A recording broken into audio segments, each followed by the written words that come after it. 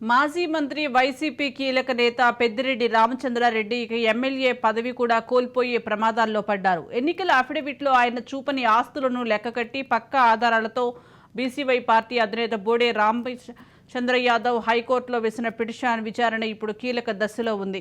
హైకోర్టులో ఈ కేసు విచారణ జరిగింది. ఇరుపక్షాల న్యాయవాదులు సహా పుంగనూరు నియోజకవర్గ ఎన్నికల అధికారి కూడా వచ్చారు. పెద్దిరెడ్డి అనర్హుడిగా మారితే తర్వాత స్థానంలో ఉన్న చల్లా రామచంద్రారెడ్డి ఎమ్మెల్యే అవుతారు. ఆయన కూడా ఈ కేసులో ముఖ్యమే. ఆయన్ను కూడా విచారణలో భాగస్వామి చేస్తూ నోటీసులు ఇవ్వండి, ఇంప్లీట్ చేయండి అని హైకోర్టు ఆదేశించింది. ఇది ఈ కేసులో కీలక పరిణామం.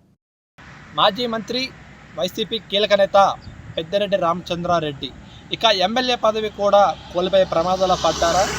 ఎన్నికల అఫిడవిట్లో ఆయన చూపిన ఆస్తులు లెక్కపెట్టి పక్కా ఆధారంతో బీసీవై పార్టీ అధినేత బొడ్డు రామచంద్ర యాదవ్ హైకోర్టులో వేసిన పిటిషన్ విచారణ ఇప్పుడు కీలక దశలో ఉంది.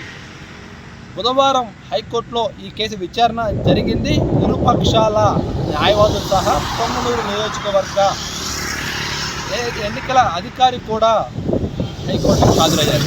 పెద్దిరెడ్డి అనర్హుడిగా మారితే తర్వాత స్థానంలో ఉన్న చల్లా రామచంద్రారెడ్డి ఎమ్మెల్యే అవుతారా? ఆయన కూడా ఈ కేసులో భాగ్యస్వామ్యం చేస్తూ నోటీసులు ఇవ్వడం, ఇంక్లూడ్ చేయటం హైకోర్టు ఆదేశించింది. ఈ కేసులో కీలక పరిణామాలు చోటు చేసుకుంటున్నాయి. ఏదైతే పెద్దిరెడ్డి రామచంద్రారెడ్డి 140 భూ ఆస్తులకి పూర్తి ఆధారాలు ఎన్నికల అఫిడవిట్లో ఇవ్వలేదని, తప్పు ఆధారాలు ఇచ్చారని చెప్పేసి ఎవరైతే పార్టీ అధినేత రామచంద్రరావు యాదవ్ హైకోర్టులో వేసిన పిటిషన్లో పూర్తి ఆధారాలతో ఎన్నికల అఫిడవిట్లో పేర్కొన్నారు. పక్కా ఆధారాలతో కీలకమైన విషయాలతో ఆయన ఎన్నికల్లో అఫిడవిట్లో పాల్గొన్నారు. ఇక చూసినట్లయితే మాత్రం రామచంద్ర యాదవ్ హైకోర్టులో వేసిన పిటిషన్కి పకడ్బందీ చర్యలతో పూర్తి ఆధారంతో 142 భూ రికార్డులు పెద్దిరెడ్డి ఆయన భార్య పేరిట ఉన్నాయనే అఫిడవిట్లో చూపించలేదు. ఎప్పటికప్పుడు ఈ ఆధారాలన్నీ కూడా స్వీకరించి పకడ్బందీగా హైకోర్టులో సంప్రదించాలని చెప్పేసి రామచంద్ర యాదవ్ కూడా పేర్కొన్నారు.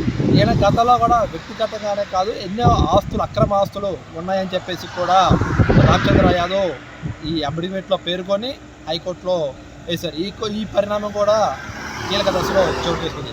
ఇక చూసుకున్నట్లయితే మాత్రం ఈ కేసులో పూర్తిగా పరిశీలిస్తే దీనిలో పేర్కొన్న 142 ఆస్తుల వివరాలను మదనేపల్లి సబ్ కలెక్టర్ కార్యాలయం పరిధిలోనే ఉన్నాయని, కోర్టు విషయాన్ని సీరియస్గా తీసుకోవడంతో ఎన్నికల అధికారి కోర్టుకు వెళ్ళి సమాధానం చెప్పుకోవడంతో కేసులో సీరియస్ అంశంగా సంచలన విషయాలు అంశం బయటకు వచ్చే అవకాశం కనిపిస్తుంది. అందుకే ఈ పిటిషన్ వేయటంలో అదేవిధంగా చూసుకున్నట్లయితే మాత్రం ఈ పిటిషన్ దాఖలైనప్పటి నుంచి తప్పించుకోవడానికి అనేక రకాలుగా పెద్దిరెడ్డి రామచంద్రారెడ్డి ప్రయత్నిస్తున్నట్లు ఏదైతే బీఎస్సీ పార్టీ అధినేత రామచంద్ర యాదవ్ పేర్కొన్నారు. ఇక చూసుకున్నట్లయితే మాత్రం ఇప్పటికే ఏదైతే మదనేపల్లి సబ్ కలెక్టర్ కార్యాలయంలో జరిగిన రికార్డులు దగ్గర ఏదైతే ఉందో దానికి సంబంధించి కూడా ఏదైతే ఇప్పుడు ఆంధ్రప్రదేశ్ ముఖ్యమంత్రి చంద్రబాబు నాయుడు ఒక పూర్తిగా ఉన్నత అధికారులతో కూడా కమిటీని వేశారు. దీనిపై కూడా ఇప్పటికే మదనేపల్లి సబ్ కలెక్టర్ కార్యాలయానికి చేరుకొని కూడా అక్కడ ఉన్నటువంటి అగ్ని ప్రమాదానికి సంబంధించి ఏదైతే దహనం కార్యాలయంలో ఉన్నటువంటి దస్తాల దహనానికి సంబంధించి కూడా పూర్తి విచారణ చేయ విధంగా కూడా చంద్రబాబు ఆదేశించారు. ఇక చూసుకున్నట్లయితే మాత్రం దీనికి సంబంధించి కూడా ఈ ఏదైతే 142 అక్రమ ఆస్తుల వివరాలు కూడా మదనేపల్లి సమీపంలోనే ఉన్నట్లుగానే ఇవి 42 ఆస్తులు కూడా ఏదైతే ఎన్నికల అఫిడవిట్లో ఈ లెక్కలు చూపలేదు మాత్రం రామచంద్ర యాదవ్ కూడా పూర్తిగా కోర్టుకు సమర్పించారు. వీటికి సంబంధించిన పూర్తి ఆధారాలు తమ దగ్గర ఉన్నాయని చెప్పేసి అయితే మాత్రం రామచంద్ర యాదవ్ పేర్కొన్నారు. ఇప్పటికే కోర్టులో కూడా సీరియస్ తీసుకుని దీంట్లో కూడా ఏదైతే ఇవన్నీ కూడా నిజాలనే కనుక తెలిస్తే మాత్రం ఏదైతే పెద్దిరెడ్డి రామచంద్ర యాదవ్ కూడా ఎమ్మెల్యే అర్హత కోల్పోయే అవకాశం ఉన్నారు. దీనివల్లనే ఇప్పటికీ భూ రికార్డులు కూడా దహనం కేసులు కూడా చోటు చేసుకున్నాయి. చూడాలి మరికొన్ని రోజుల్లో ఈ కేసు కూడా పూర్తి విచారణ అనంతరం కీలక నిజాలు బయటపడబోతున్నాయి. అప్పుడు ఎమ్మెల్యేగా అనర్హుడు ఉంటారా ఉండరనే విషయం కూడా చోటు చేసుకోండి. యశ్వంత్, రాజ్ న్యూస్.